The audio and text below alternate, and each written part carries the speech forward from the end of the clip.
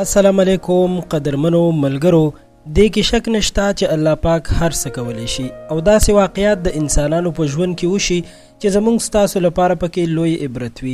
نن تاسو سره یو داسې ویډیو شریکوم چې دا د برطانیوي مشهور اخبار میل آنلاین راخیستې ده. دا واقعه په ملیشیا کوالالمپور ښار کې شوې ده. یو هلک چې ایله زلمی شوی و، 15 کاله عمر یې لرلو، د هغه چې اپریشن وشو په خېټه کې داسې یو څه ولیدل شول چې هلته موجودو ډاکټرانو او ټولو خلکو توبې وویستې. یو 15 کلن هلک چې د درد تکلیف یې لرلو او دغه تکلیف یې دومره زیات شو چې مور پلار یې هسپتال ته ورسولو. هلته یې ډاکټرانو سیټي سکین وکړو او د خېټې رنګینه ایکس ری ورته هم ویسته چې پکې معلومه شوه د دغه هلک په خېټه کې یو ټیومر دانه ده. ډاکټرانو ویل چې د دې یو حل دی او هغه دا چې اپریشن یې وشي. کله چې کورنۍ اجازت ورکو او اپریشن شروع شو، نو د اپریشن دوران کې ولیدل شو چې د دغه هلک په خېټه کې ټیومر نه بلکې د ننه یو بل ماشوم چې مکمل اندامونه هم جوړ شوي وو او بیا د هغه جسم خراب شوی وو.